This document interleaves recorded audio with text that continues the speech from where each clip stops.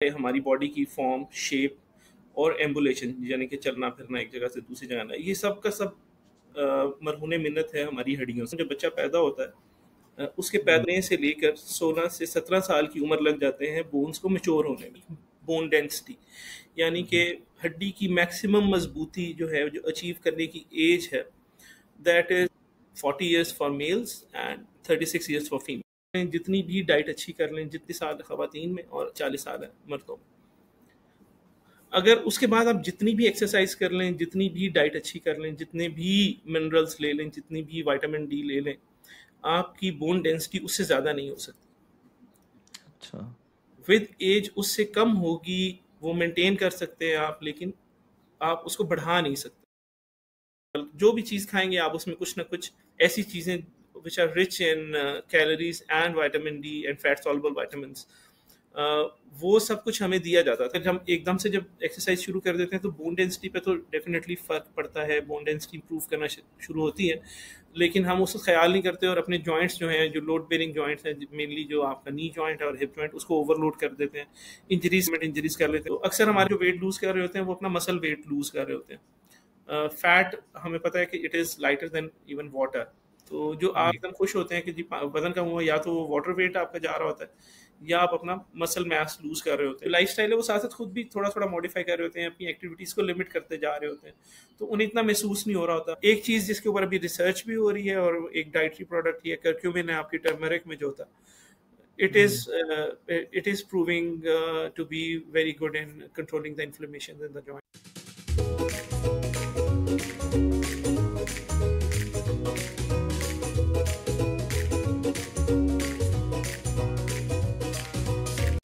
Hello and welcome to new episode of homeostasis podcast.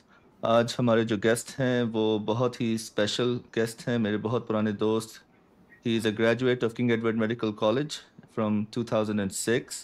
He is a specialist in orthopedic surgery. He did FCPS in orthopedic surgery in 2014. He's been working at Mayo Hospital and teaching at King Edward Medical University for the last more than 10 years. And he's an expert in arthroscopy, arthroplasty. इनकी association है Australian orthopaedic association. He is a fellow of arthroscopy and hip and knee arthroplasty. और ये क्या होता है ये इनसे हम थोड़ी देर में जानेंगे। And he is also a fellow in sports medicine. तो अ वेरी वर्सटाइल पर्सन, माशाल्लाह, मल्टी टैलेंटेड। और ऑर्थोपेडिक के बारे में तो हम इनसे अभी बात करेंगे, लेकिन हो सकता है कि इनके कुछ जानने वालों को ये मालूम ना हो कि ये बहुत अच्छे शायर भी हैं। और किंग एडवर्ड के ज़माने में हम इनसे तकरीबन हर दूसरे तीसरे हफ्ते बाद एक नई गज़ल सुनते थे और सर धुनते थे। तो इससे पहले कि हम इनसे ऑर्थोपीडिक्स के बारे में बात करें, doctor Usman, thank you very much for joining us. Thank you very much for taking time out. I know कि आपका टाइम बहुत वैल्यूएबल है। इस पॉडकास्ट का मकसद ये है कि हम उन एक्सपर्ट्स को आपके सामने लेके आएँ जो आपको ऐसे मशवरे दे सकें जो आपको एक हेल्दी लाइफस्टाइल मेंटेन करने में, होम्योस्टेसिस या बॉडी में बैलेंस मेंटेन करने में हेल्प कर सकें, और इनका जो ओपिनियन हो वो अनबायस्ड हो। हमारी जो रिकमेंडेशंस हैं पॉडकास्ट के ऊपर वो स्पॉन्सर्ड नहीं हैं किसी भी फार्मास्यूटिकल कंपनी से, किसी भी डिवाइस कंपनी से। और ये वो एक्सपर्ट्स हैं जो आपको अपना ऑनेस्ट ओपिनियन देंगे और they can guide you further about how to take care of yourself.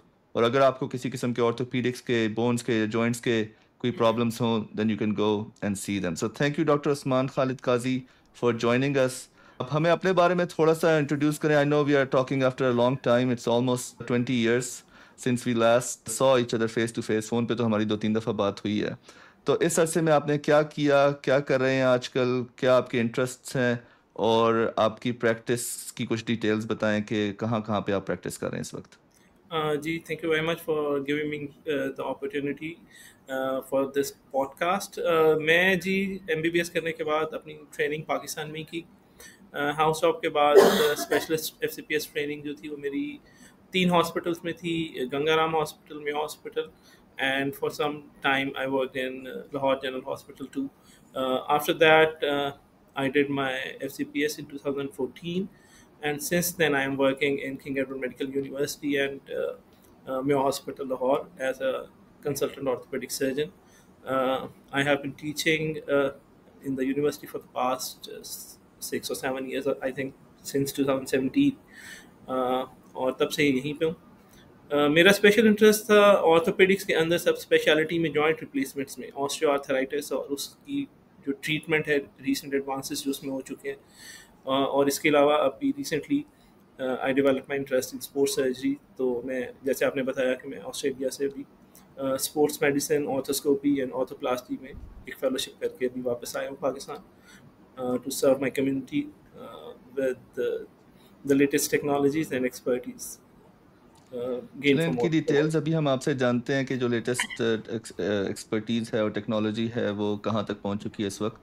लेकिन जो लोग लाहौर से नहीं हैं उनके नॉलेज के लिए मेयो हॉस्पिटल, गंगाराम हॉस्पिटल और लाहौर जनरल हॉस्पिटल लाहौर पाकिस्तान के बिजीएस्ट हॉस्पिटल्स हैं, जहाँ पे आप बहुत कॉम्प्लिकेटेड पेशेंट्स देखते हैं, ऑल सॉर्ट्स ऑफ पैथोलॉजीज देखते हैं, और ये वो हॉस्पिटल्स हैं जो पूरे प्रोविंस को ड्रेन करते हैं. Is that right? जी बिल्कुल ऐसे ही है. जैसे Mayo hospital is currently around 2600 bedded hospital with a draining area from Afghan border up down to the Sindh province. So इस वक्त करंट पॉपुलेशन पंजाब की सिर्फ अराउंड 120 मिलियन है. तो उसका रेफरल हॉस्पिटल जो होता है गवर्नमेंट सेटअप में, वो मेयो हॉस्पिटल होता है. इसी तरह गंगाराम हॉस्पिटल और लाहौर जनरल हॉस्पिटल्स भी टर्शरी केयर हॉस्पिटल्स हैं जो कि बहुत बिजी हैं और तकरीबन ऑलमोस्ट सारी स्पेशलिटीज़ को केटर कर रहे हैं. तो एक दिन के अंदर जब आप मेयो हॉस्पिटल में होते हैं, कितनी सर्जरीज आप परफॉर्म करते हैं और किस तरह के पेशेंट्स आप देख रहे हैं? करंटली जी हमारा जो शेड्यूल है उसमें ऑल्टरनेट डे पे ओपीडी यानी out patient department and emergency होती है फॉर 24 आवर्स. आउट पेशेंट चलता है हमारा सुबह 8 बजे से 2:30 PM तक. इमरजेंसी में अराउंड 70 to 80 केसेस आते हैं, जिसमें से around 15 to 20 surgeries, minor and major surgeries, जो कि इमरजेंसी में ही परफॉर्म की जाती हैं. और जो इलेक्टिव लिस्ट होती है हमारी, वो वेरी नेक्स्ट डे उसमें around 12 to 14 cases per day. वो आउट पेशेंट में हमारा जो टर्नओवर है वो around 250 to 300 patients per day on a regular day. It can be more but never less than that. तो आपके नॉलेज से भी हम इस्तेफादा करेंगे, आपकी एक्सपर्टीज से, बोन हेल्थ के बारे में, जॉइंट्स के बारे में. लेकिन उससे पहले, क्योंकि बहुत अरसा हो गया है और आपकी शायरी सुनी नहीं है, ना आपने कुछ फेसबुक पे कुछ पोस्ट किया जो मैं देख सकूं, तो अगर आप बुरा ना माने तो अपना कोई ताज़ा कलाम इरशाद फरमाएं, ताकि हमारे ऑडियंस भी एंटरटेन हो और मैं भी थोड़ा महसूस हो सकूं. जी, वो क्या, इसमें शायरी के लिए किसी महबूब का होना ज़रूरी है. तो उसके बारे में एक अच्छा. मशहूर बात है कि अगर महबूब ना मिले तो आपकी शायरी में निखार आ जाता है, और मिल जाए तो आपकी ज़िंदगी में निखार आ जाता है. तो मेरे ख्याल में मैं उसी बात पे रहते हुए मेरे पास अभी रीसेंट तो कोई शेर नहीं है. मैं आपको लेकिन इंशाल्लाह ड्यूरिंग द पॉडकास्ट अगर मैं कोई रिकॉल करता हूँ अपना शेर, तो ज़रूर आपके साथ शेयर करूँ. ठीक है, ठीक है. और दूसरी बात, आपके जो बालों की कंडीशन देख के कितने अच्छे आपने बाल मेंटेन किए हुए हैं, मुझे दिल कर रहा है कि बोन से ज़्यादा मैं आपसे पहले पूछूं, यार बाल इतने अच्छे कैसे करने हैं, क्योंकि इतना इतना पढ़ा लिखा आदमी और इतना सेंसिटिव आदमी और सर पे इतने ज़्यादा बाल जो है ना, वो मैच नहीं करते आपस में. इसके पीछे भी साइंटिफिक रीजन है और एडवांसमेंट्स इन टेक्नोलॉजीज हैं जिसकी वजह अच्छा. से बाल इतने घने हैं. चलिए फिर ऑफलाइन आपसे पूछ लेंगे, या ऑफलाइन इसके ऊपर जी एक और बिल्कुल कोई इसके ऊपर पॉडकास्ट कर पॉडकास्ट लेंगे. करेंगे इंशाल्लाह ठीक जरूर. है. चलें, let's dive into the stuff which is of interest to our audience. और सबसे जी पहले हम बेसिक्स से स्टार्ट करते हैं कि बोन्स या हड्डियां जो हैं, जी उनकी कॉम्पोजिशन क्या है, वो किस चीज़ से बनती हैं, और एज के साथ साथ उनके अंदर क्या चेंजेस आती हैं. जी बिल्कुल.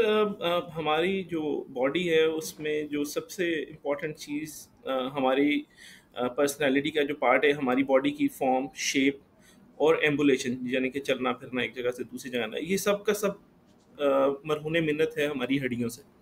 अगर आप देखें कि अगर हमारी बाकी जो बॉडी टिश्यूज़ हैं, स्किन है, मसल्स हैं, लिगामेंट्स हैं, ऑर्गन्स हैं, they can not keep up the shape even without the bones. हमारा फेशियल स्ट्रक्चर उसकी इसकी पीछे भी हमारी हड्डियां ही हैं, हमारे अपेंडेजेस हैं, हमारे बाजू, हाथ, हर चीज़ की जो शेप है, फॉर्म है और जो फंक्शन है, वो उसकी बेसिस बोन्स ही हैं। बोन्स ऐसा टिश्यू है कि जो बहुत स्लो ग्रोइंग और स्लो डेवलपिंग टिश्यू है।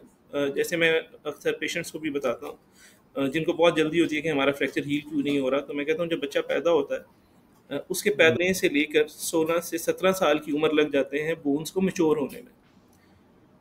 एक हड्डी को मैच्योर होने में, अपनी पूरी फॉर्म, शेप और स्ट्रेंथ गेन करने में 17 टू 18 ईयर्स लग जाते हैं। सही।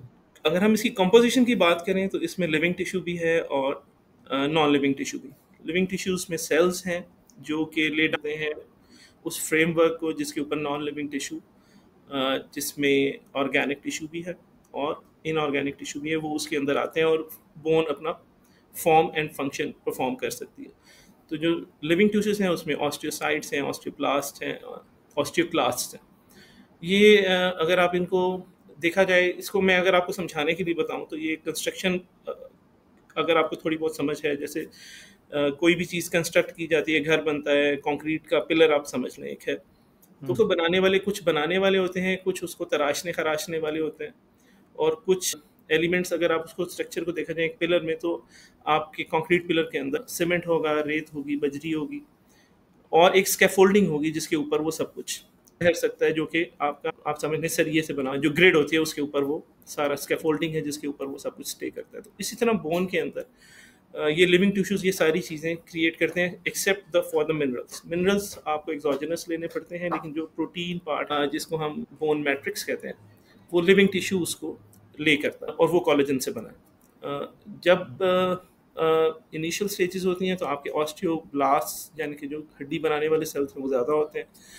एज जो जो हड्डी मैच्योर होती जाती है, ऑस्टियोब्लास्ट कन्वर्ट होते जाते हैं ऑस्टियोसाइट्स एंड ऑस्टियोक्लास्ट में। ऑस्टियोक्लास्ट वो सेल्स हैं जो बोन रिजॉर्प्शन करते हैं या बोन की तराश खराश करके उसकी शक्ल या उसकी ग्रोथ में हेल्प करते हैं।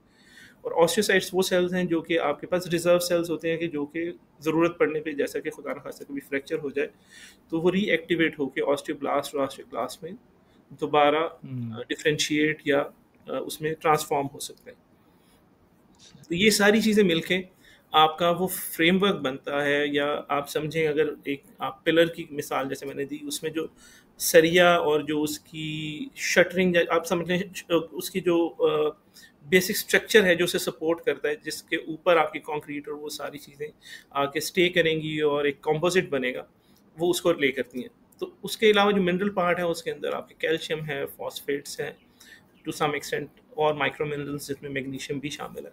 ये सारी चीज़ें मिल के वो एक कंपोजिट स्ट्रक्चर बनाती हैं जो कि बोन कहलाती है और हमारी बॉडी को सपोर्ट करती है और हमें चलने फिरने के काबिल बनाती है। Thank you very much for the explanation. तो आपने भी बच्चों का जिक्र किया कि हेल्दी बोन को डेवलप होने में कंप्लीटली अपनी टॉप फॉर्म में पहुंचने के लिए कई साल लग जाते हैं। तो जी, एज के साथ साथ ये जो सारा प्रोसेस है कि ऑस्टियोब्लास्ट सेल बना रहे हैं, ऑस्टियोक्लास्ट उनको तराश खराश रहे हैं, थोड़ा सा उनको डिसॉल्व कर रहे हैं, एग्जैक्टली। एज के साथ साथ इस सारे प्रोसेस में क्या चेंजेस आती हैं? सबसे पहले तो जो चेंजेस है, मैं तो आपको सबसे पहले बताया कि बोन ले डाउन होने में और उसको अपनी पीक, जिसको हम, अगर मैं थोड़ा टेक्निकल टर्म यूज़ करूँ तो पीक बोन डेंसिटी, यानी कि हड्डी की मैक्सिमम मजबूती जो है, जो अचीव करने की एज है, that is 40 years for mails and 36 years for female. ये वो एज है जब तक आपके जो भी एक्सटर्नल फैक्टर्स हैं, आपकी डाइट है, आपकी एक्टिविटी है, आपके बॉडी की अपनी कॉम्पोजिशन, जेनेटिकली जैसे भी आपकी बॉडी जिसने डेवलप होना है, वो अपनी पीक मिनरल जो बोन डेंसिटी है वो अचीव करती है by the age of 36 years in females and by the age of 40 years in males. और इसमें जो सबसे इम्पोर्टेंट पार्ट होता है वो पहले 15 से 16 साल है, जिसमें आपकी वो बुनियाद बनती है जिससे आप डिटरमिन करते हैं कि आप वो पीक मिन बोन डेंसिटी कितनी अचीव कर सकते हैं। अगर आप उसको एक बैंक अकाउंट के मिसाल से समझना चाहें तो आपका, आप समझें, अगर आपकी बोन्स एक बैंक है जिसके अंदर आप रिजर्व के तौर पे कैल्शियम, मिनरल्स, कोलेजन डिपॉजिट करना चाहते हैं, तो उसकी आखिरी जो लास्ट डेट है उसमें डिपॉजिट करने की वो 36 साल है ख़वातीन में और 40 साल है मर्दों में। अगर उसके बाद आप जितनी भी एक्सरसाइज कर लें, जितनी भी डाइट अच्छी कर लें, जितने भी मिनरल्स ले लें, जितनी भी विटामिन डी ले लें, आपकी बोन डेंसिटी उससे ज़्यादा नहीं हो सकती। अच्छा। विद एज उससे कम होगी, वो मेंटेन कर सकते हैं आप, लेकिन आप उसको बढ़ा नहीं सकते। तो इसलिए जो इनिशियल ईयर्स हैं वो इसलिए इतना ज़्यादा मैटर करते हैं कि उसमें बच्चों की डाइट और फिजिकल एक्टिविटी मैक्सिमम होनी चाहिए, so that they can achieve such high peak bone density, so that they can it can last for the next 40 years of their life. तो अगर आप इसमें देखें जो जो कल्चरल एलिमेंट आ जाता है और जो नेशंस की आप समझें कि एक रुझान है उनके अंदर उनकी फिजिकल एक्टिविटी का, उससे आपको अंदाज़ा हो जाता है कि किन सोसाइटीज़ के अंदर ऑस्टियोपोरोसिस या बाद में बोन रिजॉर्प्शन जो डिजीज़ है जिसे हम बाद में डिस्कस भी करेंगे, वो किन कंट्रीज़ में ज़्यादा है और किन में कम। हमारे कल्चर में जैसे कि इनिशियली बच्चों को गोद से ही नहीं उतारते, जब बच्चा हो जाता है आप उसको आपकी कोशिश होती है कि वो चले ना, उसको वो थक ना जाए, वो उसको गोद में उठा ले। ऑन द कॉन्ट्रेरी, जो मैंने एक्सपीरियंस किया इन ऑस्ट्रेलिया, आपने भी डेफिनेटली यूएस में कर किया होगा, कि जब बच्चा एक बार चलना शुरू करता है तो माँ बाप उसे गोद में उठाना छोड़ देते हैं। दे मेक श्योर कि they do maximum physical activity, and that is the reason behind their height, their fitness, their bone density. Initial years हैं। हमारे कल्चर में भी एक कॉन्सेप्ट था इनिशियली, अगर आपको शायद याद हो, हमारी नानियाँ दादियाँ हमें उनका थोड़ा खुराक पे ज़्यादा जोर होता था, फिजिकल एक्टिविटी पे नहीं, लेकिन फिर भी दे मेड श्योर कि हम गुड एनिमल फैट्स और गुड एनिमल प्रोटीन्स अपने बचपन में भी लें। देसी घी का इस्तेमाल, कुछ पे लगा दिया, चावल, जो भी चीज़ खाएंगे आप उसमें कुछ ना कुछ ऐसी चीज़ें which are rich in calories and vitamin D and fat soluble vitamins, वो सब कुछ हमें दिया जाता था। लेकिन अब जो जो हमारा कल्चर चेंज हो रहा है, लाइफस्टाइल चेंज हो रहा है, लोगों का रहन सहन चेंज हो रहा है, खाने पीने की आदत अतवार चेंज हो रही हैं, तो हमारे अंदर वो डेफिशिएंसीज भी आ रही हैं, और सेडेंट्री हम वैसे ही थे। कुछ अर्बनाइजेशन की वजह से आप देखें कि जो इनिशियली जो लोग गांव में रहते थे, इवन उन्हें स्कूल जाना है, साइकिल पे जा रहे हैं, पैदल चल के जा रहे हैं, शाम को फारिग हैं, मोबाइल नहीं है, तो वो अपने पेरेंट्स को, अगर कोई फार्मर है या कोई इस तरह का काम कर रहे हैं, तो उसमें एक फिजिकल एक्टिविटी का एलिमेंट होता था, और कुछ नहीं होता, तो शाम को खेलने चले जाते थे प्ले ग्राउंड। तो वो सब कुछ चेंज हो रहा है, और ये सब कुछ रिजल्ट कर रहा है आजकल जो हम अपने, मैं अगर अपनी सोसाइटी की, पाकिस्तान की बात करूँ, तो अर्ली ऑनसेट ऑस्टियोआर्थराइटिस 19 साल की, आई हैव सीन 19 साल की लड़कियों के अंदर ग्रेड 2 ऑस्टियोआर्थराइटिस डेवलप हो चुका है। अच्छा। मैं नी जॉइंट्स रिप्लेस कर रहा हूँ आजकल 37, 38, 41, 42, 40s के अंदर we have to do knee joint replacements because of grade 4 osteoarthritis, and that is only and only because of our poor lifestyle, poor sedentary life. हमें लगता है कि जो हम काम नहीं करेंगे, या हम जितने हायर सोशल लेवल पे जाते जाएंगे, उसकी निशानी एक ही है कि हम खुद काम ना करें, कोई और हमारे काम। तो ये बहुत सी चीज़ें हैं, बहुत से फैक्टर्स हैं कि ये बोन हेल्थ को ख़राब कर रहे हैं। तो जो एक्सटर्नल फैक्टर्स हैं, और जो जेनेटिक तो हम मॉडिफाई कर नहीं सकते, जो हमारी जीन्स हैं, हमें पता है एक शख्स जिसकी हाइट अगर 5'7", 5'8" है, तो आप एक्सपेक्ट नहीं करते कि उसके बच्चे 6, 6.5 फुट के हो जाएंगे इन एक या दो जनरेशन भी। हो सकता है जो एक्सटर्नल फैक्टर्स हैं आप यूज़ कर रहे हैं, एक्सरसाइज कर रहे हैं over a period of time, आपकी ये जेनेटिक्स भी विद टाइम चेंज होती हैं। आप जैसे एवोल्यूशन होती है, आप उसमें देख सकते हैं, क्योंकि आप अपनी कम्युनिटीज़ में देखें, नॉट बीइंग रेसिस्ट, वैसे मैं कहता हूँ कि चाइनीज़ जैसे हैं ओरिजिन के एशियन लोग हैं, अगर आप उनकी अभी रिसेंट जनरेशन देखें, they are all more than 6 feet height, they are well built, उनकी मसल्स बहुत डेवलप्ड हैं। अपने एंसेस्टर से आप कंपेयर करें तो वो नहीं है। Just environmental changes over a long period of time वो आपकी जेनेटिक्स को भी चेंज कर देते हैं। तो हम लोग जो हैं इस पर इतना अभी ध्यान नहीं दे रहे, इसको निगलेक्ट कर रहे हैं, और इसका खमियाजा जो है वो फिर हमारी आने वाली नस्लें भुगत भी रही हैं अपनी सेहत के मामले में। तो आपकी क्या टॉप टिप्स होंगी? अभी कोई 30s में 40s में कोई शख्स अपनी बोन हेल्थ का, जॉइंट हेल्थ का ख्याल रखना चाह रहा है, और पहले जो नानियों दादियों ने या माँ बाप ने गोद में उठाए रखा, ज़्यादा एक्सरसाइज नहीं करने दी, धूप में नहीं निकलने दिया, वो हाँ नहीं हो सका। जी तो बिल्कुल if someone wants to start today, जी तो वो अपनी डाइट में क्या मॉडिफिकेशंस कर सकता है और अपनी लाइफस्टाइल में एक्सरसाइज के लिए क्या मॉडिफिकेशंस कर सकता है, किस तरह की एक्टिविटी कर सकता है कि आने वाले 20, 30, 40 साल जो हैं वो रिलेटिवली बेहतर गुजर सकें? हाँ, अगर हम यंग जनरेशन को कहें तो बहुत सी अनकूल चीज़ें उन्हें करनी पड़ेंगी। हम्म। उनको प्रोसेस्ड फूड्स, मैं हमेशा मना करता हूँ फिज़ी ड्रिंक्स को regular part of your diet नहीं होना चाहिए, सोडाज़ नहीं होने चाहिए आपके। इवन जो package, even milk, package juices with high acidity, low pH, they all decrease your calcium absorption and vitamin D absorption from the gut. बाकी कल्चरली हमारे पास जैसे कि हमारी चाय बहुत ज़्यादा है, फाइटेट्स हैं, आपकी चपातियाँ हैं, हम रोटी नान, इन चीज़ों के ऊपर बहुत ज़ोर होता है, तो ये चीज़ें सब सब डेट्रीमेंटल हैं फॉर बोन हेल्थ। हमारे बहुत से लोग हैं उनका होता है जी दूध बहुत ज़्यादा पी लें, लेकिन अक्सर लोग लैक्टोज इंटॉलरेंट हैं और they don't know it, they are lactose intolerant, और उनका ख्याल होता है कि जब हम दूध ज़्यादा पी लेंगे तो शायद हड्डियाँ बहुत ज़्यादा मजबूत हो जाएंगी। तो वो इतना रिच सोर्स नहीं है कैल्शियम का। अदर डेयरी प्रोडक्ट्स लाइक चीज़ और बटर मिल्क और योगर्ट, ये ज़्यादा बेहतर सोर्सेज हैं आपके कैल्शियम के। तो इसलिए अगर आप आज कर कहें कि जी मैं अपनी बोन हेल्थ कैसे अच्छा करता हूँ, सबसे पहले तो ये कि जो आपके भी हाथ में है वो सबसे पहले तो अपने बच्चों की बोन हेल्थ के ऊपर ध्यान दें, जिसका सबसे ज़्यादा असर होगा। उनकी आदत अतवार चेंज करें। अपनी आदत अतवार में हम कुछ थोड़े एक्सट्रीमिस्ट होते हैं कि जब हमें एकदम फिटनेस का ख्याल आता है तो हम सीधा जाके जिम में डंबल्स करना शुरू हो जाएंगे, ट्रेडमिल के ऊपर दौड़ें लगाना शुरू कर देंगे। तो ऐसे नहीं, मैं कभी ये सजेस्ट नहीं करता। आपको ये अच्छा। चीज़ें ग्रेजुअली करनी चाहिए। अगर आपको सही। फिटनेस का ख्याल आ गया है, बोन हेल्थ का ख्याल आ गया है, तो आप सबसे पहले तो अपनी डाइटरी मॉडिफिकेशंस करें, इन चीज़ों को एलिमिनेट करें अपनी डाइट में से। आपके हड्डियां बनाने वाले जो वाइटामिन हैं वो विटामिन डी एंड विटामिन के है, जो कि दोनों फैट सॉल्युबल है। Good quality fat animal source से कम क्वांटिटी में लें और रेगुलरली यूज़ करें, थोड़ी क्वांटिटी में रेगुलरली यूज़ करें। जो प्लांट ओरिजिन के आपके हैं ऑयल्स वगैरह, बहुत ज़्यादा सोयाबीन ऑयल है, ये प्रोसेस्ड ऑयल्स हैं, रिफाइंड ऑयल हैं, सीड ऑयल हैं, इनको अवॉइड थोड़ा करें। कम क्वांटिटी में लें और बेटर क्वालिटी लें, प्रोटीन भी और फैट्स भी।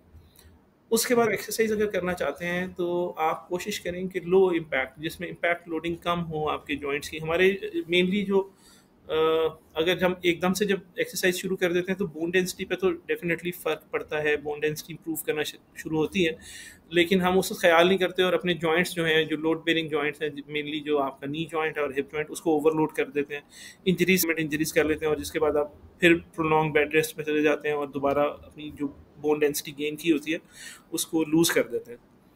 तो अगर आप करना चाहते हैं तो इसमें सबसे इम्पॉर्टेंट चीज़ आफ्टर 18 और 20 ईयर्स ऑफ एज, या let's say 30s and 40s में, तो जो वेट ट्रेनिंग है आपकी, आप अपनी बोन को लोड करते हैं तो उसके अंदर उसकी डेंसिटी बढ़ती है। हाँ, वो कहते हैं वुल्फ्स लॉ से हम कहते हैं अपनी औरतों में, तो उसे कहते हैं the form follows the function. जिस चीज़ से जो काम लिया जाएगा वो उसके मुताबिक ढलना शुरू हो जाती है। तो बॉडी के अंदर भी हमारी जो बोन्स वेट बेरिंग है, उनकी गर्थ, उनकी स्ट्रेंथ, उनकी फ्लेक्सिबिलिटी, उनकी रिजिडिटी, सब कुछ उस बोन से ज़्यादा है जो नॉन वेट बेरिंग है। जैसे अपर लिम्ब की बोन्स हमारी कभी भी उतनी स्ट्रांग नहीं होती जितनी लोअर लिम्ब्स की हैं, क्योंकि वो पूरे बॉडी का वेट उठा रही हैं।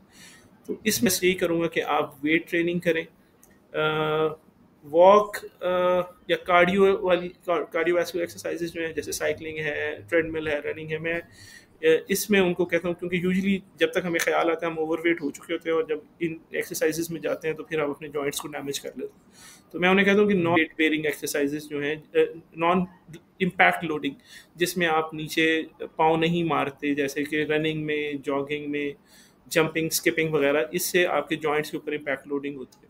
तो उसकी बजाय आप स्टैटिक वेट ट्रेनिंग होती है, जैसे कि आप डेड लिफ्ट्स हैं, कम वेट से शुरू करें, आहिस्ता आहिस्ता बढ़ाते जाएं। आप हाफ स्क्वाट्स कर सकते हैं, ज़्यादा डीप स्क्वाट्स ना करें। डंबल्स के साथ अपर बॉडी एक्सरसाइजेस सारी कर सकते हैं। आप साइकिलिंग कर सकते हैं, आप एलिप्टिकल कर सकते हैं। ये सारी चीज़ें जिनके अंदर आप बोन को लोड करते हैं विदाउट लोडिंग द जॉइंट्स, ये आपको आपकी बोन डेंसिटी को बेहतर करते हैं। नेक्स्ट सेक्शन में जब हम बात करेंगे ऑस्टियोआर्थराइटिस एंड जॉइंट हेल्थ पे, तो फिर मैं आपको बताऊंगा कि कौन सी एक्सरसाइजेज जॉइंट की स्पेसिफिकली करनी चाहिए और कौन सी नहीं। लेकिन अगर आपको जॉइंट का मसला नहीं है, आर्थराइटिस वगैरह नहीं है, आप ओवरवेट नहीं है, तो आप मॉडरेशन के साथ ही सब कुछ कर सकते हैं। लेकिन एक्सट्रीम नहीं करना चाहिए, बहुत ज़्यादा इंटेंस, बहुत ज़्यादा एग्रेसिव, शॉर्ट टर्म नहीं करना चाहिए। persistence and perseverance, that is good bone health without any injury or damage to the joints. Thank you very much, that was brilliant. तो जितनी डाइट की एक्सप्लेनेशन मैंने आज तक किसी ऑर्थोपेडिक सर्जन को डाइट के बारे में इतनी डिटेल से बात करते हुए नहीं सुना। नहीं usually it's all about like surgery and exercise के बारे में, नहीं may be they are more knowledgeable, लेकिन डाइट के बारे में जो आपने इन्फॉर्मेशन दी है, I think that's very useful. Staying on the topic of exercise, क्योंकि I know we want to discuss it in osteoarthritis section as well, लेकिन जो आपने वॉकिंग और रनिंग के बारे में बात की कि इनका जॉइंट्स पे इम्पैक्ट है, जी क्योंकि अक्सर ये देखा गया है स्पेशली हमारे दोस्तों में कि if someone wants to really get fit तो दे स्टार्ट रनिंग, और या आधा घंटा पौना घंटा, और अब आजकल ये एप्लीकेशंस आ गई हैं जिनमें देयर इज अ ट्रैकिंग कि जी आज 3 माइल कितने मिनट में, जी 4 माइल कितने मिनट में। तो एग्जैक्ट वॉकिंग और रनिंग जो है, even in good form it can be harmful in the long term. No yes. No no, I don't agree with that. अगर तो आप यूज टू हैं, मैं आपको ये बता रहा हूँ कि परसिस्टेंटली कर रहे हैं, अगर आपके जॉइंट्स और बोन्स यूज टू हैं to walking and running, you can continue it till the age of 70 or 80. I have seen people running having no arthritis or bone joint pains with who have been running persistently for the past 30 40 50 years. लेकिन मैं उन लोगों को मना करता हूँ running से कि जो ओवरवेट हैं और जो पहले फिटनेस में नहीं कर रहे थे और अचानक करना चाहते हैं, तो उनके लिए रनिंग नहीं है। वंस दे गेट और अचीव डिज़ायरेबल वेट, उनकी बीएमआई अच्छी हो जाती है, वो ओवरवेट नहीं रहते, मसल स्ट्रेंथ अच्छी हो जाती है, तो वो रनिंग वगैरह कर सकते हैं। आपके जो नीज हैं उनके अंदर जो सबसे बड़े स्टेबलाइजर्स हैं, डायनामिक स्टेबलाइजर्स, वो आपके क्वाड्रिसेप्स एंड हैमस्ट्रिंग मसल्स हैं। अगर वो वेल डेवलप्ड हैं तो वो आपके जॉइंट सर्फेसिस को उतना लोड नहीं होने देते ड्यूरिंग रनिंग और प्रोलॉन्ग वॉकिंग। तो मैं उनको यही कहूँगा कि आप अगर तो पहले से कर रहे हैं, आप उसे कंटिन्यू कर लें, लेकिन आप अगर करना चाहते हैं तो पहले अपना एक थोड़ा सा वेट जो है, डिज़ायर्ड वेट और आइडियल वेट अचीव करें, और उसके बाद मसल स्ट्रेंथनिंग करने के बाद आप अगर फैसिलिटी हो तो रनिंग कोचेस भी हैं आपके जो आपको प्रॉपर रनिंग टेक्निक्स बताते हैं, जिसमें आप विदाउट डैमेजिंग योर जॉइंट्स और मसल्स और लिगामेंट्स आप रनिंग कर सकते हैं। कोशिश करें कि हार्ड सरफेस पे, टारमैक पे, ट्रेडमिल्स पे इवन रनिंग ना करें, क्योंकि बहुत हार्ड सरफेस के ऊपर जब आप भागते हैं रनिंग और उसके अंदर जॉगिंग के अंदर, आपका जो जॉइंट रिएक्शन फोर्सेस हैं that goes beyond your body weight, और जब हार्ड सरफेस होती है तो उसमें डैम्पनिंग नहीं होती। जितना आपको, लेट्स सपोज कि हम नॉर्मल वॉक कर रहे हैं, तो हमें अपना एक कदम उठाने के लिए हम अपने बॉडी वेट जितनी फोर्स ज़मीन पे लगाते हैं वो रिफ्लेक्ट बैक होती है, और फिर आप एक स्टेप लेते हैं। तो आप रनिंग कर रहे हैं या जॉगिंग कर रहे हैं तो वो 3 to 4 टाइम्स बढ़ जाती है, और हर साइकिल में, यानी कि हर स्टेप पे, हर आप जब भी एक कदम उठा रहे हैं, वो सारी जॉइंट एक्शन फोर्सेस, अगर बहुत हार्ड सरफेस है तो वो आपके जॉइंट्स में से, एंकल, नी, हिप और सेक्रोइलिक जॉइंट्स में से गुजर रही हैं। वो हड्डी को तो मजबूत कर रही होंगी शायद, लेकिन आपके जॉइंट्स को वो डैमेज कर रही होंगी। तो हमें एक बैलेंस लाना पड़ेगा अपनी एक्टिविटी में भी कि हम विदाउट डैमेजिंग आवर जॉइंट्स, हम जो स्टैटिक लोडिंग है उसमें इतनी ज़्यादा आप जो जिस समय बता रहा हूँ कि आप आइसोमेट्रिक एक्सरसाइजेज हैं, उनके आइसोटोनिक आपकी आइसोमेट्रिक एक्सरसाइज हैं जिनमें आप सिर्फ मसल लेंथ को चेंज नहीं करते, ज़्यादा एक्सकर्शन नहीं करते मसल की, लेकिन उसकी टोन को बढ़ाते हैं, तो वो एक्सरसाइजेज आपके हड्डियों को लोड कर देती हैं, जिससे आपकी बोन क्वालिटी बेहतर हो जाएगी विदाउट डैमेजिंग योर जॉइंट्स। तो ये हमें बैलेंस स्ट्राइक करना पड़ेगा, कितना डायनामिक होना है, कितना इम्पैक्ट लेना है, और कितना किस रफ्तार से और किस पेस से आपने अपनी एक्टिविटी और इंटेंसिटी बढ़ानी है अपनी एक्सरसाइजेस की, वर्कआउट। सही।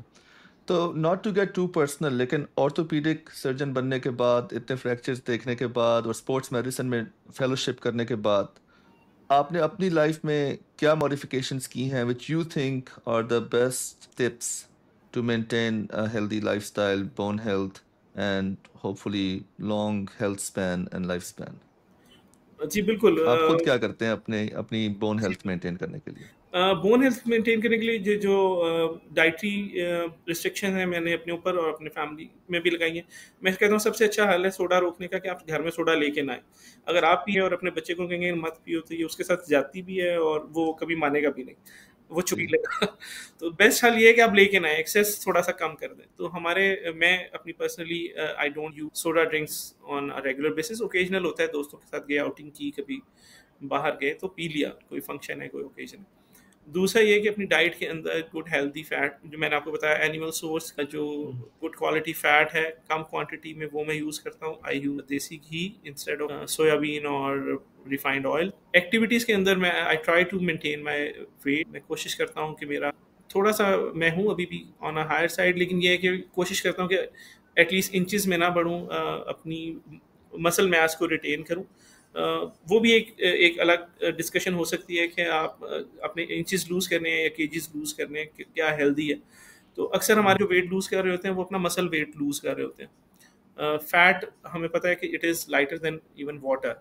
तो जो आप हम्म, एकदम खुश होते हैं कि जी वजन कम हुआ, या तो वो वाटर वेट आपका जा रहा होता है या आप अपना मसल मास लूज कर रहे होते हैं। जो वेरी स्ट्रिक्ट डाइटिंग करते हैं बहुत सख्त किस्म की, तो वो अपनी बोन क्वालिटी और मसल मास जो है वो दोनों लूज कर रहे होते हैं और उन्हें लग रहा होता है कि हमने बहुत वेट रिड्यूस कर दिया, and they end up with complication. सबसे बड़ी जो मसला होता है, अगर आप कभी आपको इत्तेफाक हो, जो क्रैश डाइटिंग करते हैं, they end up with a severe back ache. Back ache hmm, बहुत कॉमन है उन लोगों में जो क्रैश डाइटिंग करते हैं। तो हम्म, इस तरह की मैं कहता हूँ कि कोई भी एक्सट्रीम पे ना जाएं, ग्रेजुअली करें हर चीज़। और दूसरी जो मैंने की, मैंने उसमें लो कोरोना के दिनों में जब हम रिस्ट्रिक्टेड थे अपने घरों में, तो उन दिनों में मैंने हिट भी किया, low impact hit, low impact high intensity workouts, जिसमें आप जंप नहीं करते, डीप स्क्वाट नहीं करते, लेकिन मसल एक्टिविटी करते हैं। और तीसरी चीज़ जो मैंने ऐड की वो साइकिलिंग थी। मैंने हम्म, हमारी एक कम्युनिटी बनी हुई है, उसके अंदर हम साइकिलिंग करते हैं। हम डाउन हिल भी, अप हिल तो बहुत मुश्किल होता है, अभी हम उतने प्रो नहीं है, लेकिन डाउन हिल कर लेते हैं 35 to 40 kilometres on even plain grounds. Tarmac के ऊपर हम चक्कर लगा लेते हैं, कोशिश करते हैं कि महीने में 2-4 आउटिंग्स हो जाएं। जब कोरोना में तो बहुत रेगुलर कर रहे थे, लेकिन अभी थोड़ी सी ज़रा मसरूफियात की वजह से वीकेंड्स पे ही हो सकता है कुछ। चले, thank you for sharing that. और अब ये बताएं कि अगर कोई अपनी बोन हेल्थ चेक कराना चाहता है या जी। बोन डेंसिटी चेक कराना चाहता है, तो is it recommended for everyone कि after certain age orthopaedic doctor को देखें या किसी मेडिसिन के डॉक्टर को देखें और अपनी बोन हेल्थ जाके चेक कराएं, या सिर्फ उन लोगों को चेक करानी चाहिए जिनको कोई सिम्टम्स हो? जी, ये बड़ा ज़बरदस्त सवाल है, और ये बड़ा अच्छा, और मेरे ख़्याल में बहुत से लोगों को अंदाज़ा नहीं होगा इस बात का कि जो बोन डेंसिटी के यूजुअल स्कैन्स हैं वो रेडियोलॉजिकल स्कैन्स हैं, उसमें रेडिएशन एक्सपोजर है, जिसे डेक्सा स्कैन कॉमनली कहा जाता है, और हर बंदा अपनी बोन डेंसिटी के लिए डेक्सा स्कैन करा लेता है। लेकिन उसकी इंडिकेशंस जो हैं वो एक तो ये कि आप रेडिएशन एक्सपोजर है, मैं एडवाइज़ नहीं करता कि आप जस्ट फॉर स्क्रीनिंग वो टेस्ट करवा लें until unless you are symptomatic, और आपकी यानी कि उस एज ब्रैकेट में है कि जहाँ पे ऑस्टियोपोरोसिस होता है। उसका एक बड़ा अच्छा ऑल्टरनेटिव आजकल है, वो अल्ट्रासाउंड बोन स्कैन है। It is calibrated against a standardised DEXA scan, और ये हील से, आपकी हील बोन से अल्ट्रासाउंड के ज़रिए विदाउट एनी रेडिएशन एक्सपोजर आपको बोन डेंसिटी का एक बड़ा अच्छा अंदाज़ा दे सकता है। आपकी डेक्सा स्कैन और इसके कैलिब्रेट, अगर वेल कैलिब्रेटेड मशीन है, तो hmm, it can be around 10 to 15% accurate, यानी कि उसमें डिस्क्रिपेंसी हो सकती है, इससे ज़्यादा नहीं, जो डेक्सा स्कैन है। तो अच्छा। ये एक अच्छा ऑल्टरनेटिव है। अगर आपके पास फैसिलिटी अवेलेबल हो तो आप अपनी बेसलाइन बोन डेंसिटी जो है उससे डिटरमिन करा सकते हैं विदाउट एनी रेडिएशन एक्सपोजर। कराने में कोई हर्ज नहीं है। अगर सिम्टम्स आ रहे हैं तो उसमें सिंपल जो एक्सरेज होते हैं उसके ऊपर भी हमारे पास कुछ क्राइटेरियाज होते हैं जिन पे हम देख सकते हैं। जो आपकी ट्रेबेकुलर पैटर्न होता है, उसकी डेंसिटी, उसके नंबर ऑफ ट्रेबेकुली विजिबल, कौन से ग्रुप्स आ रहे हैं नहीं आ रहे, उस तरह की कुछ इंडेक्सेस होती हैं जो एक्सरे के ऊपर भी हमें अंदाज़ा हो जाता है, जिसमें कि आपकी बोन डेंसिटी कैसी है। तो उसमें अगर कोई हो बहुत सीवियर किस्म की, किसी में बोन लॉस हो, ऑस्टोपीनिया में लग रहा हो, तो फिर हम लेकिन मेरे ख्याल में ऑर्थोपेडिक सर्जन या ऑर्थोपेडिक स्पेशलिस्ट की एडवाइस के बगैर अपने तौर पे अगर आप कराना चाहें तो वो हील वाला करा सकते हैं, अल्ट्रासाउंड वाला। मैं एडवाइस नहीं करता कि आप बिला वजह रेडिएशन एक्सपोजर लें, स्पेशली अगर सर्जन जो है वो तो डिफरेंट जॉइंट्स को असेस करता है कि आपको वो फीमर का और जी वो स्पाइन का, और वो स्कोर जो है वो मल्टीपल जी वो लोकेशंस पे जी बताता है। तो ये जो जी अल्ट्रासाउंड जो है हील का, इज जी it also equally sensitive in detecting all of screening, that? It is only for screening purposes. आपको मैं यही हम्म। बता रहा हूँ कि अगर वेल कैलिब्रेटेड मशीन है तो आपको अंदाजा दे सकती है कि आपकी बोन डेंसिटी कैसी है। वो आपको इसी तरह प्लॉट करती है आपकी बोन डेंसिटी को, जैसे कि डेक्सा स्कैन में किया जाता है कि 2SD वैल्यू से नीचे जा रही है या नहीं। जो टी स्कोर उसके अंदर भी होता है। जो डेक्सा स्कैन प्रॉपर है वो तो फिर आपकी जो मोस्ट लोड बेरिंग बोन होती है, जैसे कि आपका कैलकार है, फीमर की नेक और फीमर से करते हैं मेनली, जो सबसे कॉमनली यूज होता है, या फिर आप लंबर स्पाइन से, आपके जो लंबर वर्टिब्रे हैं उनसे किया जाता है। तो वो डेफिनेटिव डायग्नोसिस के लिए, और जो सिम्टोमेटिक पेशेंट हैं जिनकी जनरलाइज बोन पेन हैं वो 55 की एज से ज़्यादा हैं, और कोई रिस्क फैक्टर पे हैं, कोई पैथोलॉजिकल फ्रैक्चर हो रहा है उन्हें, या इंसफिशिएंसी फ्रैक्चर हो रहा है, या उसमें प्रोन है, तो उनके लिए कराया जाता है। रेगुलर स्क्रीनिंग के लिए हम डेक्सा स्कैन एडवाइस नहीं करते। और ये जो अल्ट्रासाउंड स्कैन है ये इजीली अवेलेबल है, और इसका कॉस्ट डिफरेंस क्या है इन दोनों टेस्ट्स के दरमियान, डेक्सा और ultrasound scan? Ultrasound scan usually हमारे पास यूजुअली वहाँ पे कैंप्स लगते हैं, जो हम्म। मेडिकल कैंप्स वगैरह लगते हैं, तो उसके अंदर जो फार्मास्यूटिकल कंपनीज हैं उन्होंने अरेंज किया होता है, वो फ्री ऑफ कॉस्ट कर देते हैं।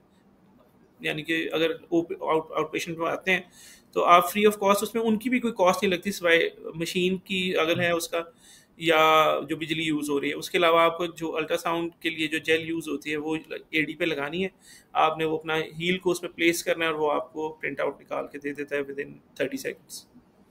सही। So it is not very expensive, और अवेलेबिलिटी का इशू है, क्योंकि ये डेफिनेटिव डायग्नोस्टिक टेस्ट नहीं है तो यूजुअली लैब्स वगैरह इसे नहीं रखती। आमतौर पे ये इस तरह की जो कैंप्स और जो स्क्रीनिंग प्रोग्राम्स होते हैं उनके अंदर ये अवेलेबल होते हैं। और डेक्सा स्कैन अभी हम ऑस्टियोपोरोसिस डिस्कस जी करेंगे, लेकिन आपने कहा कि generally it's not recommended unless कि आप एक डॉक्टर को या ऑर्थोपीडिक्स को बिल्कुल। फॉलो कर रहे हैं। लेकिन इवन फॉर वुमेन जो ख़वातीन हैं अबव द एज ऑफ 50 55, उनके लिए भी रिकमेंडेड नहीं है कि वो जाएं और जाके डेक्सा स्कैन करा के देख लें कि हमें ऑस्टियोपोरोसिस है कि नहीं? जी मैं इसमें ये कहूँगा पोस्ट मेनोपॉजल जो वेमेन है वो प्रोन होती हैं ऑस्टियोपोरोसिस में, जो उनका प्रोटेक्टिव इफेक्ट होता है ईस्ट्रोजन का ऑन बोन डेंसिटी, वो ख़त्म हो चुका होता है, और वो बड़े रैपिडली बोन लॉस की तरफ जाती हैं। तो फिर भी मैं, क्योंकि ये एक एक्सपोजर टू रेडिएशन है, मैं एडवाइस नहीं करता कि खुद ब खुद जाके करा लें। अगर सिम्टोमेटिक हैं आप तो फिर ज़रूर जाएं, हम्म। और एडवाइस, और वो प्रिस्क्रिप्शन के बगैर करते भी नहीं हैं, आपको you need a prescription for DEXA scan. तो आपको स्क्रीनिंग के तौर पे नहीं कर सकते। हम्म। आपको अगर आप वरीड हैं अपनी बोन हेल्थ के बारे में, आपको कोई सिम्टम्स आ रहे हैं, तो आप अपने डॉक्टर से मिलें, उनके साथ डिस्कस करें, अगर वो अप्रोप्रिएट समझेंगे तो वो ज़रूर आपका डेक्सा स्कैन कराएं। सही। और हमारा जो नेक्स्ट सेक्शन था वो इट वाज अबाउट एक्सरसाइज और joint and bone health during exercise. तो जी मेजॉरिटी ऑफ जो क्वेश्चंस हैं वो तो आपने पहले ही आंसर कर दिए हैं कि किस तरह की जी एक्सरसाइज करनी चाहिए, किस तरह की एक्सरसाइज अवॉइड करनी चाहिए। जी जी जो लोग स्पोर्ट्स खेलना चाहते हैं, जी डिपेंडिंग ऑन देयर अवेलेबिलिटी, कौन सी ऐसी स्पोर्ट्स हैं जो बोन और जॉइंट हेल्थ के लिए सेफ और इफ़ेक्टिव हैं, और कौन सी ऐसी स्पोर्ट्स हैं, एक्सरसाइज की और जिम ट्रेनिंग की तो आपने बात की, लेकिन जी कौन सी ऐसी स्पोर्ट्स हैं जो आप रेकमेंड करते हैं कि लोग अगर कर सकें तो ये स्पोर्ट्स ज़रूर खेलें, और ये स्पोर्ट्स कोशिश करें तो अवॉइड करें? मेरे ख्याल में जो लेयरली स्पोर्ट्स हैं वो सारी की सारी खेली जा सकती हैं, और सब की सब का पॉजिटिव इफेक्ट ही है आपकी जनरल हेल्थ पे। उसमें जो कॉशियस होने वाली बात है कि जो आपके कांटेक्ट स्पोर्ट्स वगैरह हैं उनमें फ्रैक्चर होने के चांसेस हैं। हम्म। और दूसरी बात ये है कि जो स्पोर्ट्स की प्री रिक्विजिट्स भी यही हैं कि आपकी जनरल बोन हेल्थ ऐसी है कि आप इस तरह की फिजिकल एक्टिविटी कर सकते हैं कि नहीं। वही बात है, अगर आप यूज टू हैं, बचपन से खेल रहे हैं, आपकी बोन्स और बॉडी उसके साथ अडेप्ट कर चुकी है, तो आप कोई भी स्पोर्ट्स खेल सकते हैं सेफली। कोई उसमें बोन हेल्थ के हवाले से तो कोई भी स्पोर्ट्स मना नहीं है। लेकिन अगर आप कहीं बहुत कुछ सेफ करना चाहो, आपको जैसे मैं बताया साइकिलिंग है, स्विमिंग है, जिम ट्रेनिंग है, ये सब कुछ है जिसमें अगेन इम्पैक्ट लोडिंग नहीं है। बैडमिंटन, स्क्वॉश बड़ी पॉपुलर गेम्स हैं, वॉलीबॉल बहुत पॉपुलर गेम्स हैं, बट इन सब में अल्टीमेटली आपने अगर उनके प्रोफेशनल प्लेयर्स को भी देखा हो, they end up with knee arthritis and squash joint के बारे में रिप्लेसमेंट एंड सुना है। Very early. हमारे जिस तरह वर्ल्ड चैंपियन थे Jansher Khan, he ended up with knee joint replacement at the age of I think 45 or 46. So deterioration तो है जब आप बहुत ज़्यादा इम्पैक्ट। इसी तरह मुझे एक रिसेंटली हमारी क्लास फेलो थे डॉक्टर उमर मीर, उनके फ्रेंड थे, उन्होंने कंसल्ट किया, he was an arm wrestler और उनको severe osteoarthritis of the elbow joint था। मैंने कभी नहीं देखा था, लेकिन उनको अच्छा, एल्बो जॉइंट को ऑस्टियोआर्थराइटिस है। तो जब आप एक जो होती है फिजियोलॉजिकल लिमिट से एक्सीड करेंगे तो फिर डेफिनेटली उसमें कोई ना कोई trouble you will have to face तो द अक्सर हमने देखा है जो अमीर लोग हैं वो या टेनिस खेलते हैं या गोल्फ खेलते हैं। जी जी तो जी, ये ये कोई बड़ी सेफ स्पोर्ट्स हैं, बड़ी racket sports are very safe sports, और स्पेशली टेनिस क्योंकि उसमें भी आपकी बहुत ज़्यादा हम जो रेगुलरली टेनिस खेलते हैं उसमें बहुत ज़्यादा इम्पैक्ट लोडिंग नहीं होती। यूजुअली कोर्ट्स होते हैं, क्ले कोर्ट्स होते हैं या सिंथेटिक जो होते हैं, उनके ऊपर भी थोड़ी डैम्पनिंग होती है, तो वो इतना नहीं करता। लेकिन जब आप बैडमिंटन या स्क्वॉश की बात करते हैं तो उसमें आपकी क्योंकि रैपिड मूवमेंट्स हैं, एकदम से आप रुकते हैं, टर्न करते हैं, you put all your weight on your front leg to play a shot and then return back, तो उसके अंदर इम्पैक्ट लोडिंग बहुत ज़्यादा है। तो जॉइंट्स के लिए इतनी वो अच्छी नहीं है। बोन्स डेफिनेटली उनको उनको कोई तकलीफ नहीं देती वो स्पोर्ट्स। तो आप जो ज़्यादा स्पोर्ट्स इंजरीज देखते हैं अपने क्लिनिक में या इमरजेंसी रूम में वो कौन सी स्पोर्ट्स से रिलेटेड होती हैं?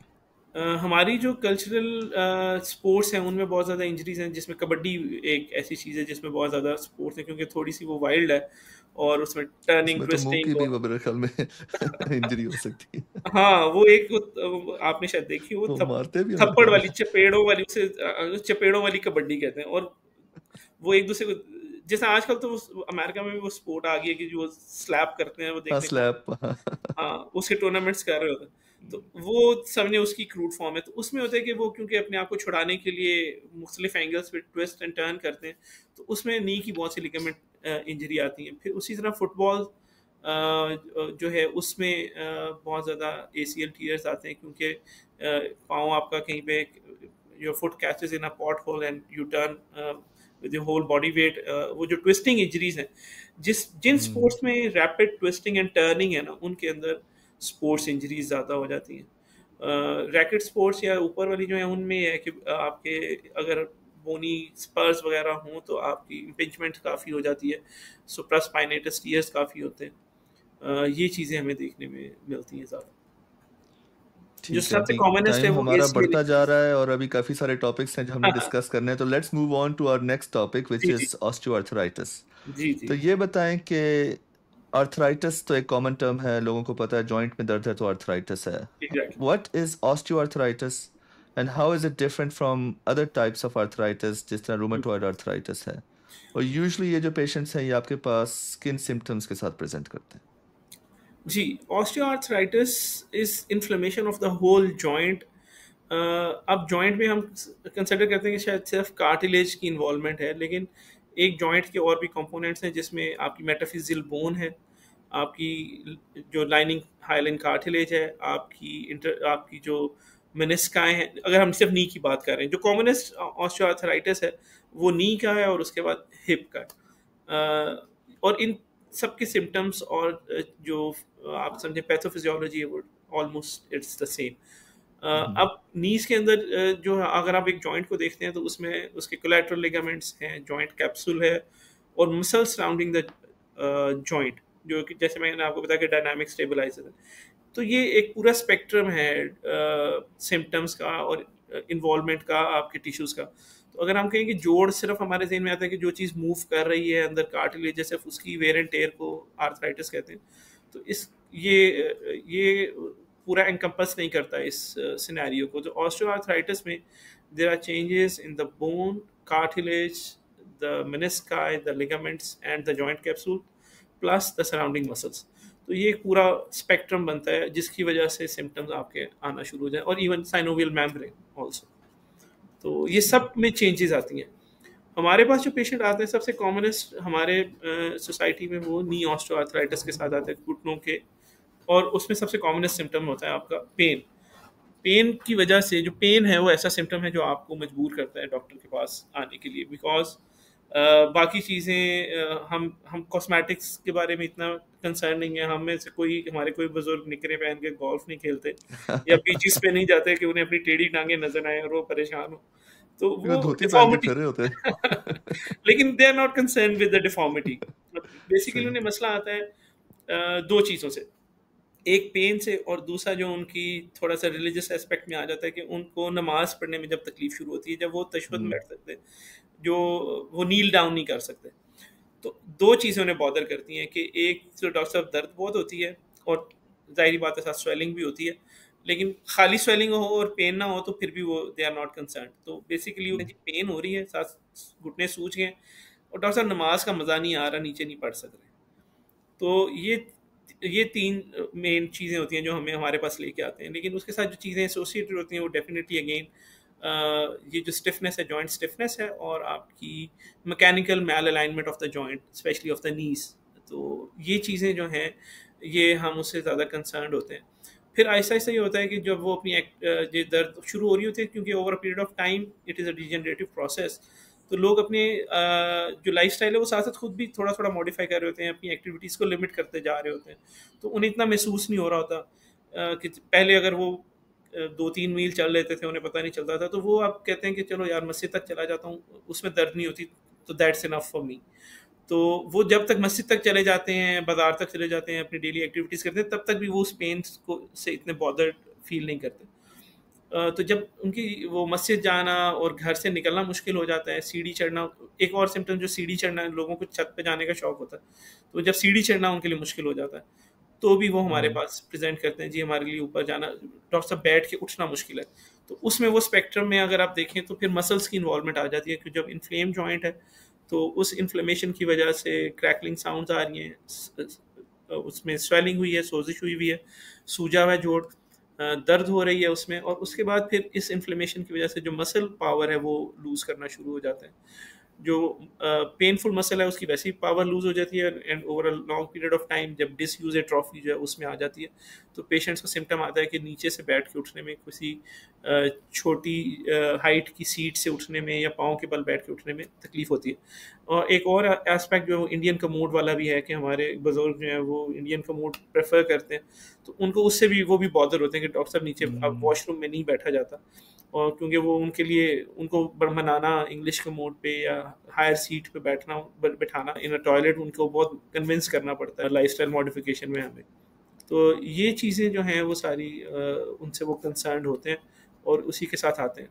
तो अगर आप देखें इसमें जो ही आपकी मैल अलाइन होना शुरू होता है जॉइंट्स, तो आपका डीजेनरेटिव प्रोसेस भी प्रोग्रेस करना शुरू हो जाता है, क्योंकि मीडियल कोलैप्स की वजह से वहाँ पे ज़्यादा लोडिंग हो रही होती है, आपकी वेट बेयरिंग एक्सिस शिफ्ट हो जाता है टू द मीडियल साइड, और वो वेयर एंड टेयर को भी बहुत एक्सेलरेट करता है। तो मैं उन्हें यही कहता हूँ कि आप जैसे ग्रेड 1 और 2 में जाने में शायद आपको 10 साल लगें, ग्रेड 2 से 3 अगर आप एहतियात नहीं कर रहे तो शायद 2 साल में चले जाएँ, लेकिन ग्रेड 3 से 4 में जाने में आपको शायद 6 महीने भी ना लगें।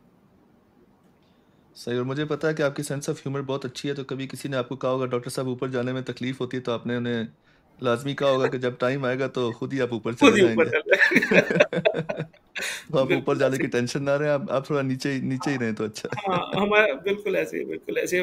मैंने कहा इतना ऊपर ना जाएँगे, बस ऊपर ही चले जाएँ। थोड़ा दूर रहें। हाँ। अच्छा, तो जो ऑस्टियोआर्थराइटिस है उसका डायग्नोसिस आप किस तरह करते हैं? क्लिनिकल डायग्नोसिस है या इमेजिंग में भी इमेजिंग की ज़रूरत पड़ती है? और जब आप डायग्नोज़ कर लेते हैं, तो जी। उसके बाद क्या रिकमेंडेशंस हैं कि इसकी प्रोग्रेशन को स्लो डाउन किया जाए? जी, बिल्कुल। सबसे पहले तो डायग्नोसिस हमारा क्लिनिकल बन जाता है, जो सिम्पटम्स आते हैं बड़े टिपिकल होते हैं। जैसे मैंने आपको बताया, pain, swelling, restriction of movement, आपकी स्टिफनेस, मसल वीकनेस। जो पहली और जो बहुत ही कॉम्प्रिहेंसिवली हमें और डेफिनेटिव डायग्नोसिस दी जाती है चीज़, वो आपका एक प्लेन रेडियोग्राफ है। अब full weight bearing AP radiograph will show the signs of arthritis, और व्हिच मीन मतलब just a x-ray, x-ray of the knee joint, exactly weight bearing x-ray of the knee knee. X-ray कर लें, तो आपको पता चल जाता है कि आपकी joint basically radiological joint space narrowing हो रही होती है। तो इसमें आपकी जो ग्रेडिंग सिस्टम भी है अभी तक ऑस्टियोआर्थराइटिस का, वो भी रेडियोग्राफिक ही है। एमआरआई इज़ हेल्पफुल, आपको बता देती है कि पैची लॉस है, लिगामेंट्स कैसे हैं, थिकनिंग है। लेकिन हमारी क्लिनिकल प्रैक्टिस में इन पाकिस्तान में एमआरआई एडवाइस नहीं करता पेशेंट को। अगर रेडियोलॉजिकल साइंस आ गए, और कुछ ऐसा है कि मरीज आता भी इतनी एडवांस स्टेज में कि उसमें बड़ी डेफिनेटिव चेंजेस एक्सरेज पे आ चुकी होती हैं।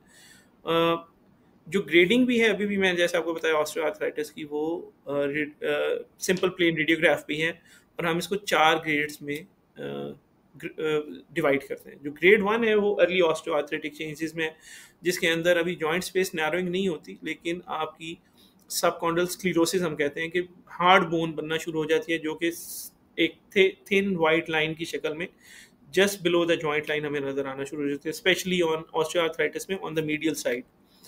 जो ग्रेड 1 ऑस्टियोआर्थराइटिस है उसमें आप समझ लें कि ये एक अलार्मिंग साइन होता है। ये फर्स्ट वो विसल ब्लोअर समझ लें कि वो आपको अलर्ट करे कि आप प्रोन हैं, आप कि वेयर एंड टेयर शुरू हो गया, तो आप थोड़ी एहतियात कर लें। तो मैं उनको फर्स्ट स्टेज पे तो हम उनको लाइफस्टाइल मॉडिफिकेशन देते हैं। अगर एक्यूट फेज़ में हो तो कुछ एंटी इन्फ्लेमेटरी ड्रग्स हमें देनी पड़ती हैं।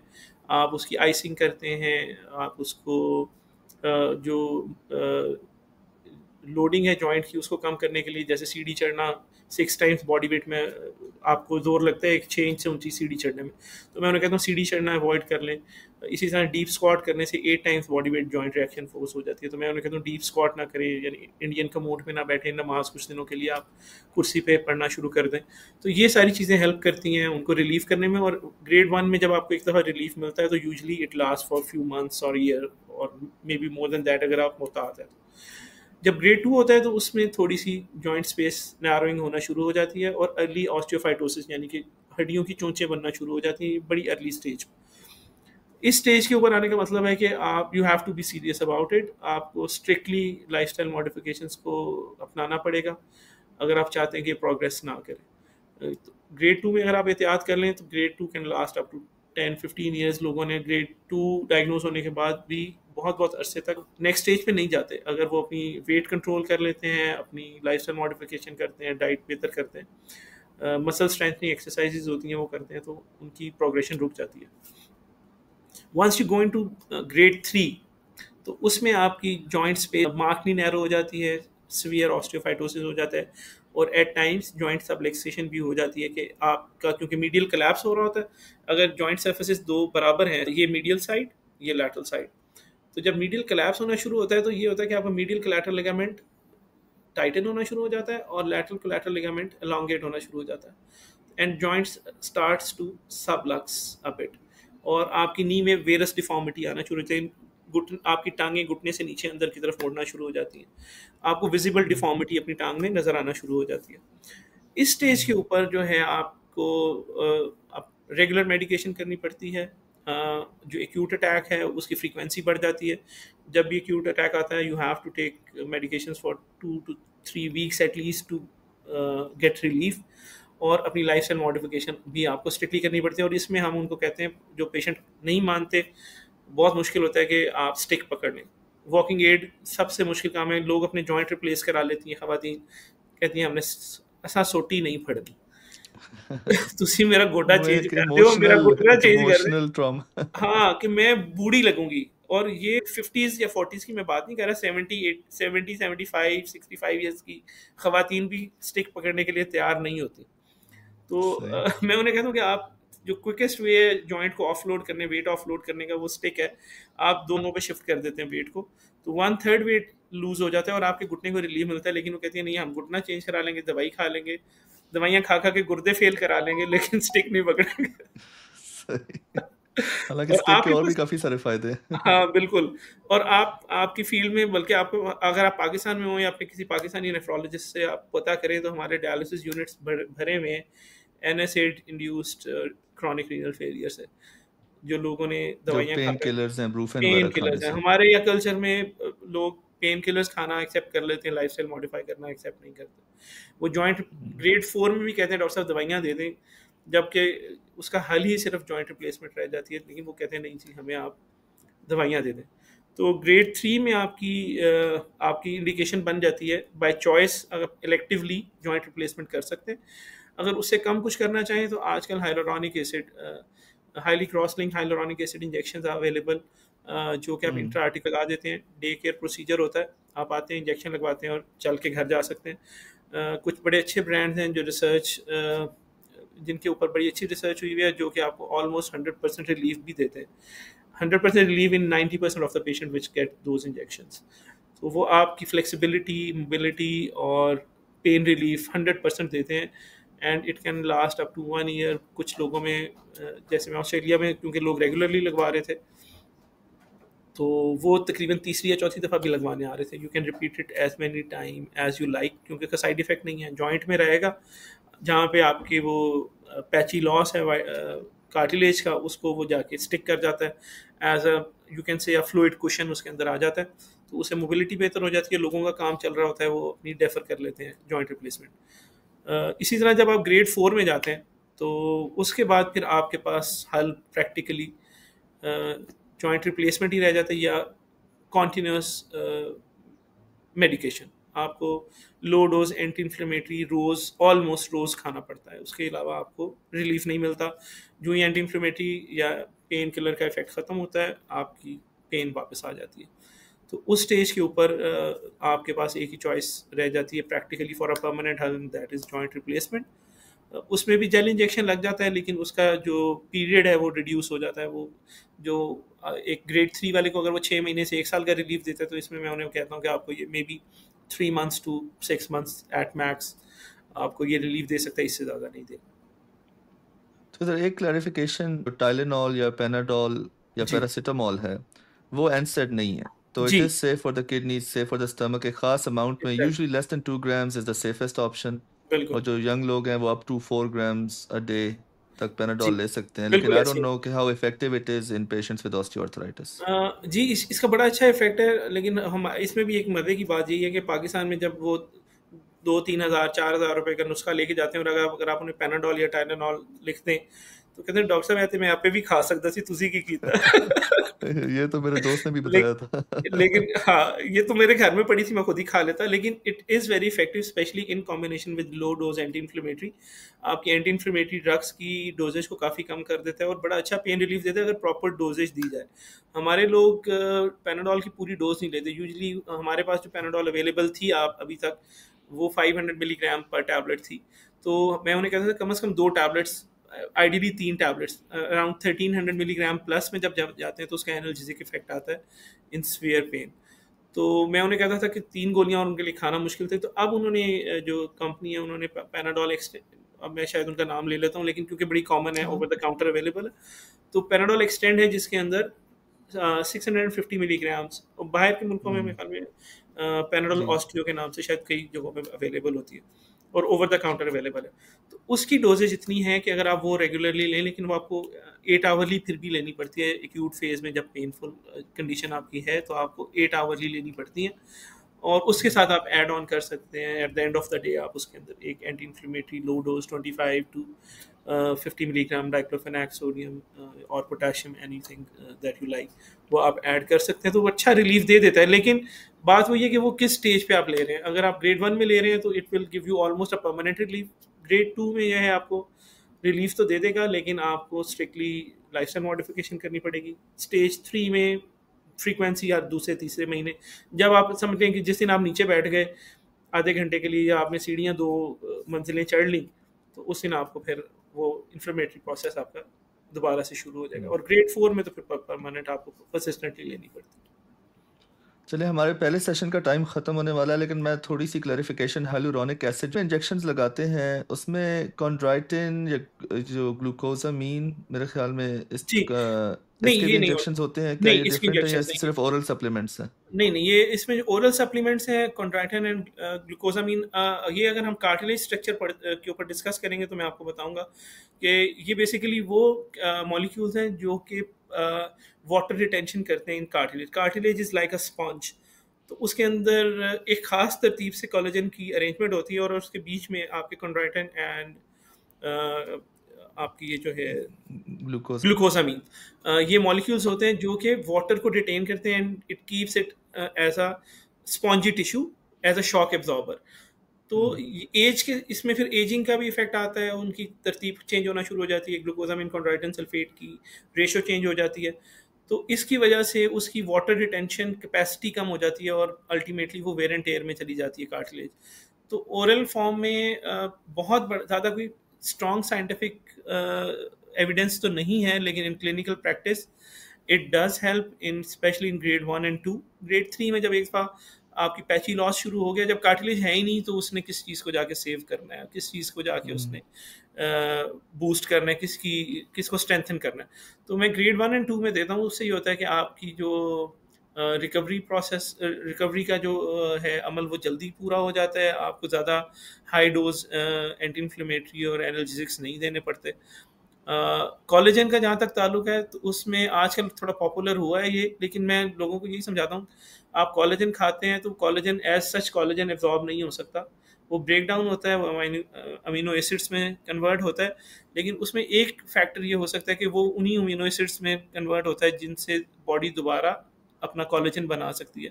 लेकिन बॉडी के अंदर अपनी कैपेसिटी होनी चाहिए कोलेजन और प्रोटीन को दोबारा बनाने के लिए, तो फिर ही फ़ायदा है कोलेजन खाने का, अदरवाइज कोई बहुत ज़्यादा इसका भी स्ट्रॉन्ग एविडेंस नहीं है। जो नी जॉइंट के अंदर लगाने वाला है, वो हाइलोरॉनिक एसिड जो है, वो भी एग्जैक्टली उसकी जेल फॉर्म में जो होता है, उसमें वो वाटर रिटेन करता है, और वो एज ए कुशन जो है, वो एक फिजिकल बैरियर बीच में आ जाता है और आपकी मोबिलिटी और फ्लेक्सिबिलिटी को बेहतर करता है। अदरवाइज अगर आप कहें कि वो कार्टिलेज की हेल्थ पे कोई असर डालता है, तो कोई असर नहीं डालता। और ये ग्लूकोसामीन और कॉन्ड्राइटिन जो है, ये आप प्रिवेंशन के लिए भी ले सकते हैं खास एज के बाद, कि आफ्टर 50, 60, जी, 65 आप लेना स्टार्ट कर दें? Does it have any benefit?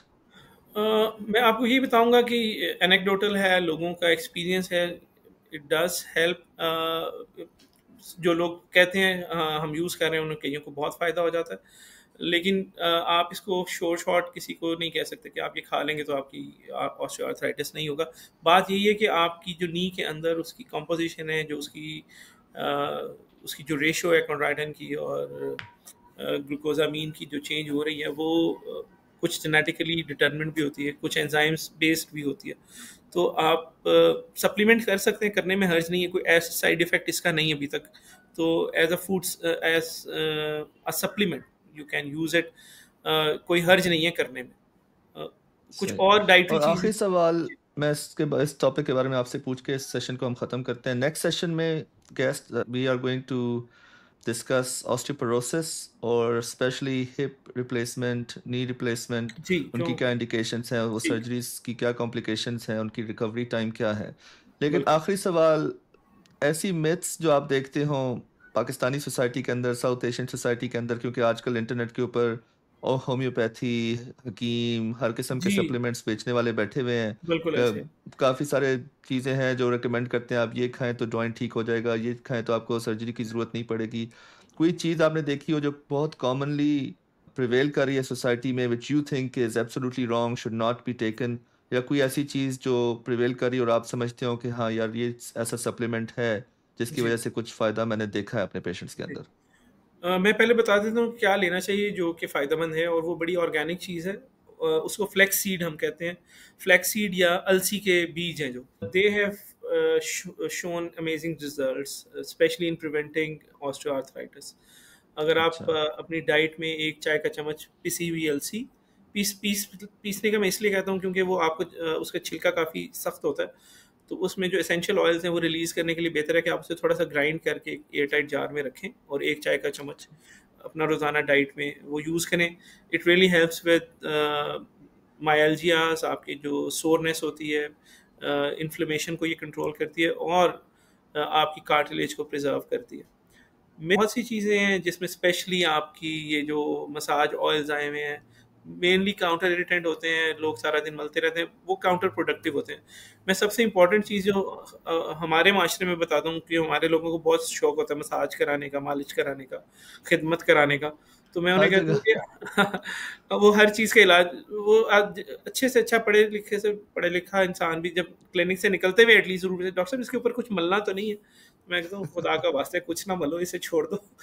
और दूसरा heating, hot fomentation, acute inflammatory state के अंदर आप हॉट फोमेंटेशन का मतलब है कि आप जल्दी पे तेल फेंक रहे हैं। मैं उन्हें जी। बताता हूँ कि इन्फ्लेमेशन है, it is flame, it is inflammation is from burning. आपका जॉइंट ले बर्न कर रहा है और आप उसे मजीद हीट दे रहे हैं, तो आपने हीट नहीं देनी, आपने उसकी आइसिंग करनी है, आपने उसको ठंडा करना है, you have to quench it.